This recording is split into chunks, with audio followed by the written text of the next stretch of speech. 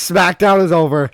Fuck it. I'm not waiting till the end of the video to talk about this. Randy Orton has officially turned heel on Cody Rhodes. This was absolute fucking cinema. This was segment of the year. In my 2 years of watching wrestling, this is one of the happiest moments I've ever had. This is up there with the John Cena heel turn for me. This was incredible. This heel turn was perfectly executed. You cannot execute it better than this. Oh my God. It was like a final boss style beatdown. Cody was covered in blood.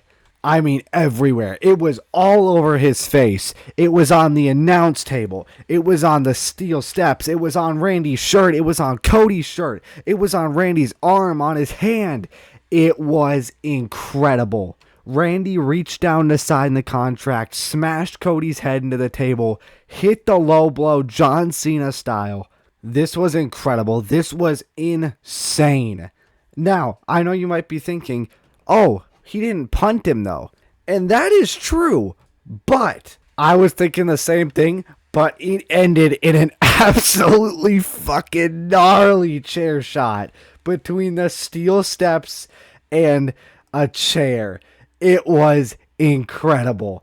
We could still see a punt on the lead up to Mania. We could see it at Mania. This was amazing. This whole segment, I was hoping, praying that they would pull the trigger on this so we could get heel Randy in the build up to WrestleMania. And I really didn't think they were going to do it because I have no faith in WWE.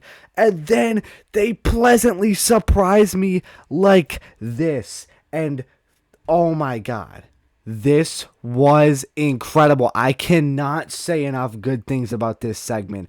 I think at the end of the year, this is going to be in strong contention for segment of the year. The WrestleMania, Road to WrestleMania just got so juicy. It is completely changed now. It is flipped on its head. And now, I don't think it's even guaranteed that Punk vs. Roman is going to main event night 2. It might be Randy and Cody.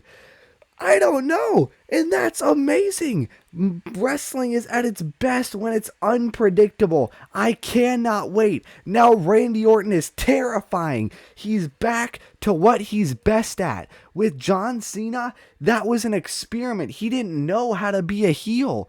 But Randy Orton, this feels right at home. Randy Orton knows what he's doing, and this is going to be absolutely incredible, and I would love to see a stipulation added to this match like a Hell in a Cell.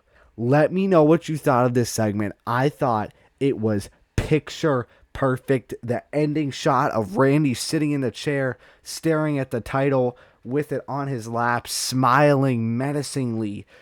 It was incredible. Let me know what you thought. But let's get to the rest of SmackDown. And one more thing. Do not have Cody win at Mania. Do not. That would be a generational fuck up. Randy needs to win. Now, on a not so positive note, what are we doing here, man?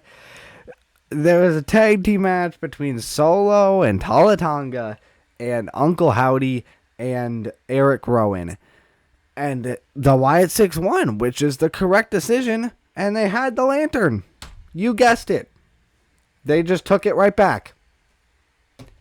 End the feud. Next, we had a match between Tiffany Stratton and Kiana James. And Tiffany Stratton ended up winning. This is definitely the correct choice, and it's seeming like Tiffany Stratton is going after the Women's United States Championship.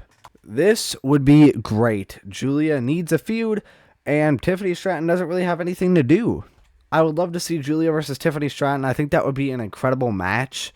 And I think Tiffany Stratton should end up winning it. As much as I like Julia and know that she has so much potential, I think Tiffany Stratton can really help elevate that title by winning it at WrestleMania because, first of all, it's on the biggest stage of them all. Second of all, Tiffany Stratton is a certified cemented main eventer.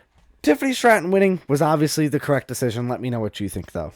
Next, we had a match between Charlotte and the Irresistible Forces for the Women's Tag Team Championships. The Bella Twins were ringside after cutting a promo before the match, and they got in the way. Nia Jax used Nikki Bella or Brie Bella as a shield or something, and the Bella Twins ended up causing a DQ, and I think we could be seeing a triple threat or the start of a women's tag team championships ladder match, which I would really like.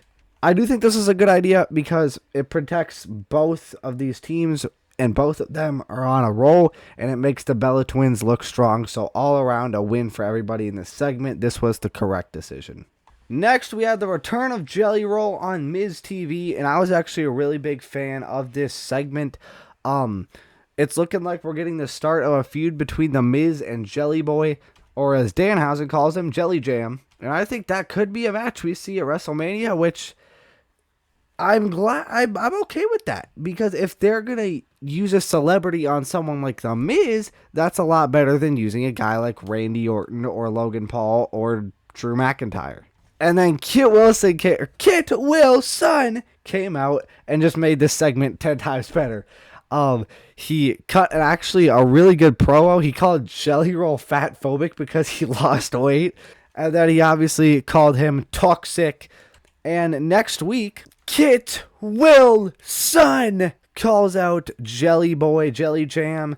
The Miz is also officially cursed. I'm interested to see, maybe we get Kit Wilson versus Jelly Roll at WrestleMania, which, you know what? Sure, why not?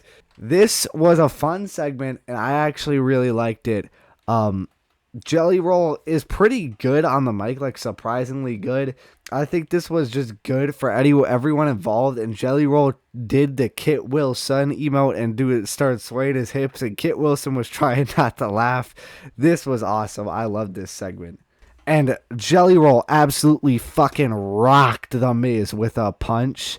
And then after that, Danhausen came up to him backstage and offered him a jar of teeth in case, he asked, did Jelly Jam knock your teeth out? Because I'm looking to add to my collection. That was just the cherry on top. That was really funny. Yeah, so he's cursed, and it made Jelly Roll actually look really good because Miz sold the crap out of it. He was knocked out. And when he started going after Kit Wilson, he ran out of the ring and was all scared. So I think it really helped elevate Jelly Roll here. And the last thing I'm going to talk about, Michin versus Jade Cargill. Now, Jade Cargill won. This is obviously the right decision, but I have a major complaint about this match. Why was it like 10 minutes long? Why? Michin is, I think Michin deserves better, but she is booked like the jobber of the women's mid-card division. So why is she putting up a 10-minute fight match against the women's world champion who is twice her size? Or the WWE women's champion, whatever. Why? It doesn't make any sense to me. Like, Michin got in way too much offense, in my opinion. She was in control of Jade Cargill for a huge portion of this match, which just made Jade Cargill look like shit. I might be overreacting, but I really don't feel like I am. She got in way too much offense. This should have been like a 1 or 2 minute match, in my opinion. I don't know if that's a hot take, but please let me know what you think. I think Michin put up way too much of a fight. Again, this should have been a maybe 1, maybe 2 minute match, in my opinion.